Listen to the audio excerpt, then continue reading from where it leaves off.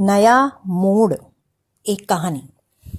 मुन्नी का भाई बंटी बड़ा ही बदमाश था। हर पल उसके दिमाग में खुरापात होती रहती थी।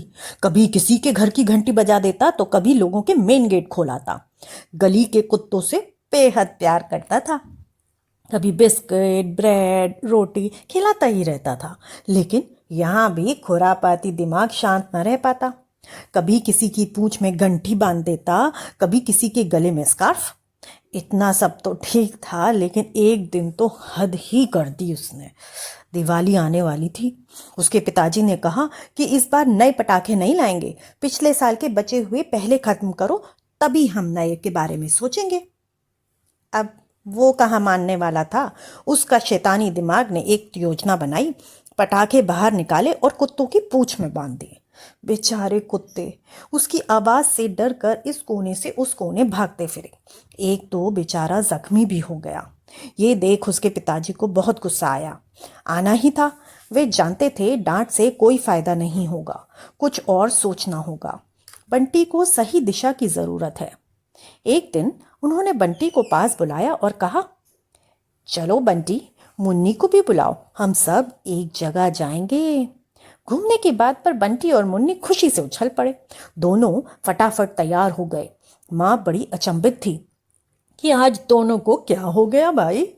सब कार में बैठे और चल दिए। मुन्नी और बंटी के कई बार पूछने पर भी ये नहीं बताया कि वो कहाँ जा रहे हैं। उनकी कार एक बड़े से दरवाजे के सामने रुकी। सब लोग अंदर गए। वो एक जानवरों का अस्पताल था। वहां पर इतने जानवर देख बंटी और मुन्नी खुश हो गए। लेकिन धीरे धीरे पता चला कि सब जानवर बीमार हैं। डॉक्टर से मिलने पर पता चला कि कैसे बीमार हुए हैं। कुछ तो लापरवाही से, कुछ शैतानी से और कुछ सच में खुद ही बीमार हुए।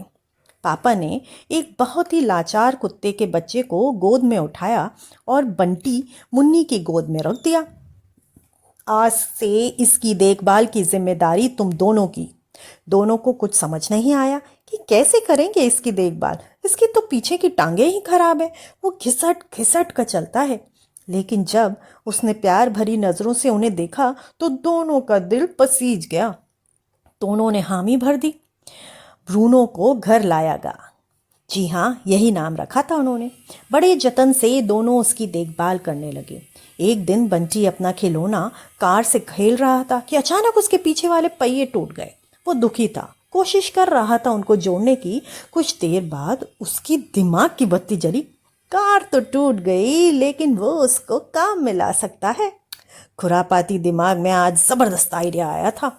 उसने उन पहियों को ब्रूनो के पैर से बांध दिया, फिर ब्रूनो को उठने के लिए उकसाया। जैसे ही वो उठा, पहिया आगे सरकने लगा।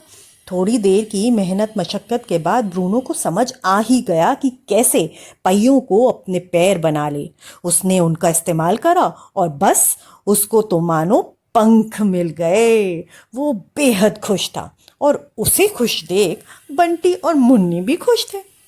उनके पिताजी ने उनके जीवन में ऐसी दिशा दिखा दी कि वह सही मोड़ ले जीवन में आगे बढ़ने लगे।